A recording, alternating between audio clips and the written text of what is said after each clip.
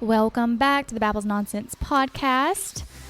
This is Jonna, solo. Again today, we're going to dive into the holiday recap here in a minute.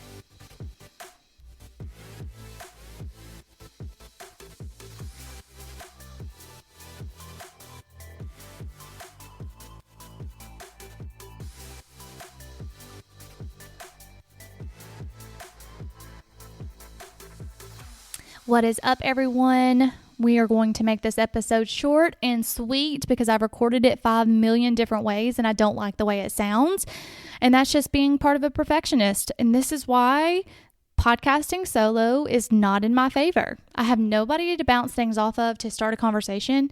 And clearly having a conversation with a microphone when you know people are listening is the hardest thing to do.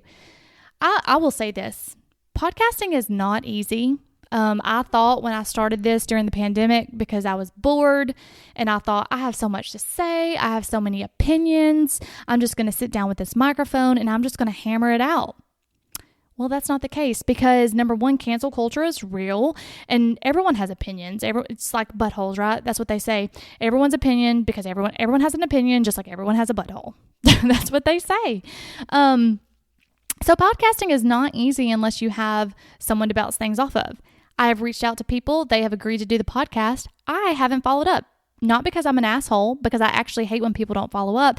It's because I literally don't have my schedule for the next day with this job I have. So it's hard to schedule something when you don't have even a week ahead of time. So like if someone said, hey, I can do Wednesday of next week, I can't even tell you that until Tuesday, the day before the Wednesday that you wanted to podcast. So if I have reached out to you guys, I promise I will be reaching out shortly to either schedule something or set something up. I promise.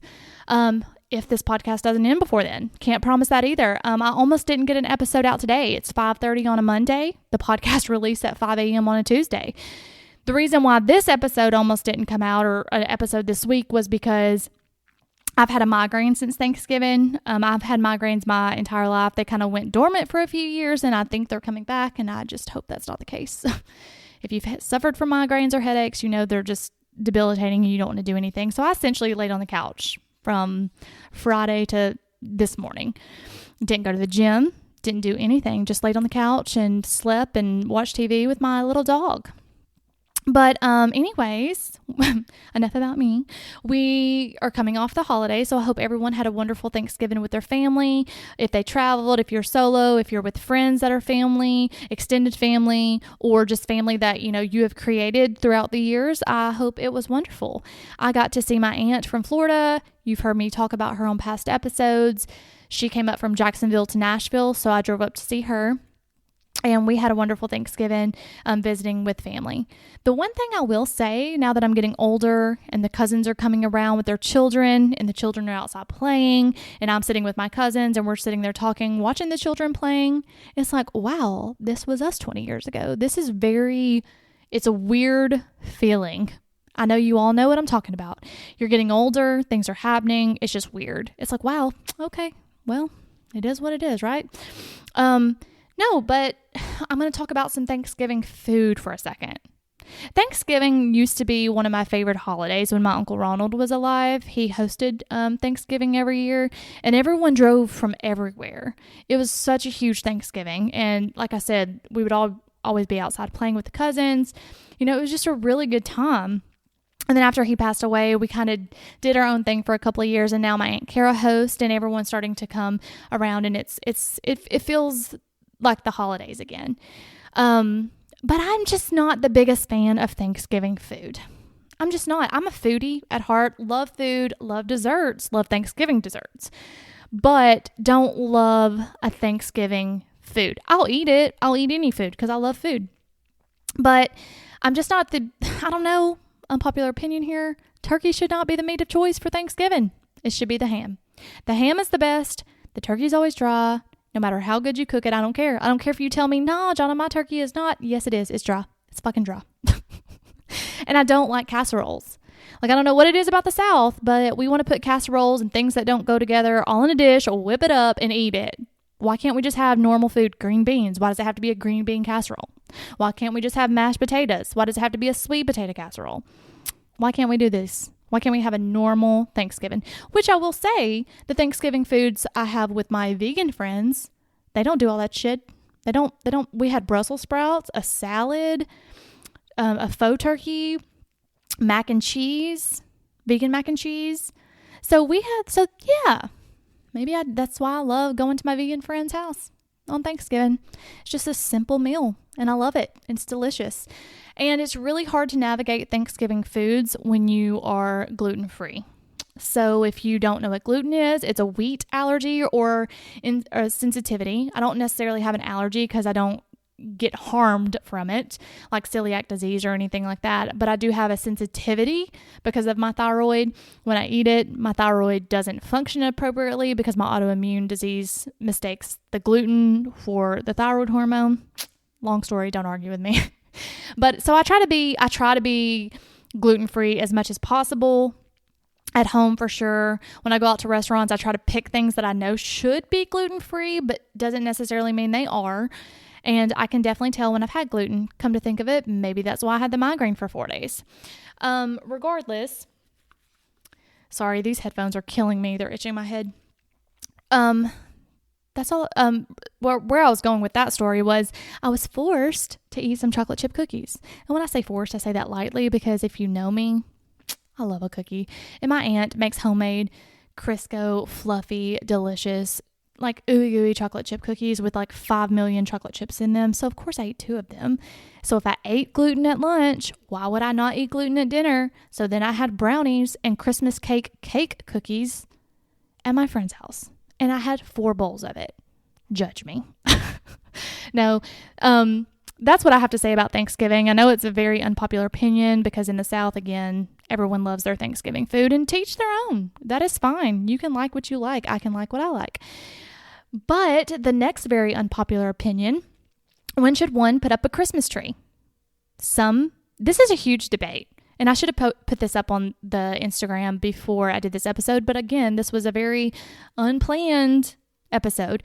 I think a Christmas tree should go up after Thanksgiving because we should celebrate holidays individually. That's why we have holidays to celebrate. And so I put up my very first Christmas tree in 17 years of living in Huntsville on my own. I've never had one before that I decorated that was outside of my mother's home. And so I was very proud of it. My mom bought me a Christmas tree last year for Christmas. That was my Christmas present. And so the reason why I don't put up a Christmas tree, maybe I'm a Grinch, maybe I'm bah humbuggish, I don't know. I just always felt it was such an expensive thing. Why would I waste all this money on ornaments and things like that when I can spend, $100, $150 on something else? And that's just the ornaments. And maybe I just bought expensive ornaments. I don't know. I really wanted a very pretty tree. So that's what I did. And it's 9 feet tall, which maybe I should have went with a 7.5 foot tree now that it's up. But the bitch is leaning. Like, I couldn't decide where to put it, on what side of the fireplace. Should it go in the corner by the window? Or should it be on the other side where people, when they walk in the house, can actually see the Christmas tree? So, I had to do the Snapchat poll. Yes, I said Snapchat. It's old as fuck. I know. I just liked Snapchat before Instagram, so that's what we did. Anyways, and a lot of people voted for, the right side of the fireplace where people could see it. But then it was so big. I was like, yeah, but that's the walkway to the couch. It just looks weird. So I settled for the corner by the window, and it looks amazing there. It's just that I don't think that I set the bottom of the tree completely secure, and so it's leaning a little bit. And my friend Kaylin came over the other day to help me fix the lean, but I think it's already leaning again. I can't really tell. She couldn't really tell either. I just have I'm very OCD about where things are equal, and I don't know. It just really bothers me if it's leaning. But I'm not taking the shit down. It was a hard put up. It took me 4 hours, and that's what it is. It's staying where it is. But I kind of got in the Christmas spirit this year. My house is a little decorated. I won a little Christmas moose. That's a huge. Well, I don't say little. It's like a 3 foot tall Christmas moose that I put by my fireplace that I won at Dirty Santa last year. Everyone thought I was crazy for fighting over this Christmas moose, but I wanted it and I got it. So there is that. And I have some little Christmas trees up around the house, and my aunt sent me some things. She sends me something every year to put up. So we'll see. It may come along as the years go on. But then after I got the tree up, I was like, man, 4 hours for that and then I'm only going to get to experience it for a month. This is bullshit. So yeah, I would love to know your opinion on when to put up a Christmas tree. So either email me or why did I just say email me? That is so old, Jonna. Anyways, you can DM me on Instagram at babbles_nonsense. And then I would also like to know, while you're DMing me, what are your thoughts on Christmas presents? Like, I get if you have children, Christmas presents for kids and whatever, and maybe this is coming from someone who, didn't grow up with a lot of money, and then I was a broke college student, and then I was a broke nursing, I guess adult when I was a nurse, and I didn't really have a lot of extra money to spend. I was just like, why do we have to buy 5 million Christmas gifts? Like, this is bullshit. Like, I don't have the money to be doing this anyways, and I hate debt. It's stressing me out. But anyways, that was a rambling cascade of things. I don't know. I know some people really love Christmas, and then some people don't. That's why we have the bah humbug Grinches in one corner, and I don't really know what you would call somebody, like maybe a Cindy Lou Who in the other corner. I don't know. I really love Christmas movies. I love rom-com Christmas movies on Netflix. It's no longer Lifetime. I don't really like the Lifetime ones. They're kind of stupid, but the Netflix ones are pretty cute. I think are adorable. I digress. I don't know where we're going with this podcast. So we have a few more episodes coming up before Christmas, so we won't get it too deep into Christmas. I'll try to have a guest on to talk more about that. One other thing that I want to do, and I don't know how I'm going to incorporate this, but there's this guy that I follow on Instagram, and I've been following him for a couple months now. It's Ace Metaphor. So if you want to see what he talks about, he kind of talks he talks about toxic men, and he talks about it from a experience point where he was like, I used to be a toxic man, and somehow I don't really understand where he got his turning point, but at some point he did. And so his shit that he says is so relatable. It's so relatable.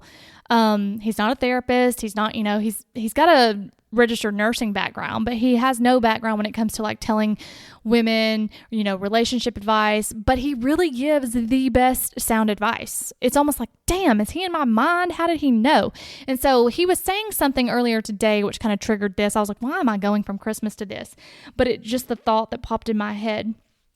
He was talking about relationships and how men sometimes aren't emotional or emotionally available for their partner, their spouse, their girlfriend, but yet they'll be emotionally available for their guys. Like, for instance, if a guy has a bad day, they may not come home and talk to their wife, girlfriend, spouse, partner but they will call their, best guy friend and say, hey, I've had a bad day. Let's go have a drink. Let's go talk about this.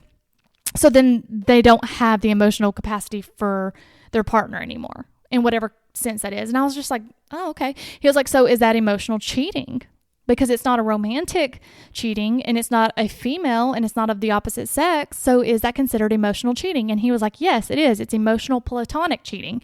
Anything that takes away from the relationship of your relationship is cheating. And I was like, oh, didn't think about that. He was like, and girls are bad about it too. How many girls, when their significant other they get in a fight with, run to their girlfriends and talk about it, and then, what should I do, instead of talking to their man about it?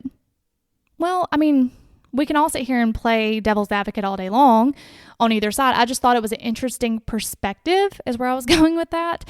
So you should look him up on Instagram, Ace Metaphor. He's also on TikTok. He's got a lot of interesting views, and I would love to dive into those, hopefully with some friends, to kind of get their opinions as well, because anyone's opinion, you don't have to agree with everyone. Everyone has an opinion. You can talk about the adult thing to do, the mature thing to do is to be able to sit down and talk about it and learn and grow from it, right? It may get heated. You may have to walk away and say, we'll talk about this later. But to take away something from a conversation is the whole point, is the whole perspective. And that's what I love to do. And that's why I initially started this podcast in the first place, is just to get different perspectives and opinions and views on life to help me grow as a person, because I was going through some things a couple years ago when I started, and I wanted to grow from it. But anyways, I'm hoping to dive into some of his topics because they're spicy and they're very interesting, and they can get heated very quickly. But we'll see. We'll see if that's the turn that this takes. I know that I want to get Lauren back on here, because Lauren has a lovely perspective when it comes to, relationships, and she's kind of like me. It's kind of like we have to sit down and talk about this, but maybe I just talk too much. Who knows? Also, speaking of Lauren, y'all should go check out her podcast. She has created her own podcast. It's called Real Talk Podcast. And she dives into, short episodes, 15, 20, 30-minute episodes on different relationship topics. And they're so good. And I just love her so much. And I can't wait to have her back on this podcast, provided it lasts that long. Guys, I'm being serious. If I keep procrastinating, because that's just not my nature, and I can't get the shit together, then it will go away. It's just one of those things that has to, you have to either be with it or not, right? So anyways, until next time, guys, bye.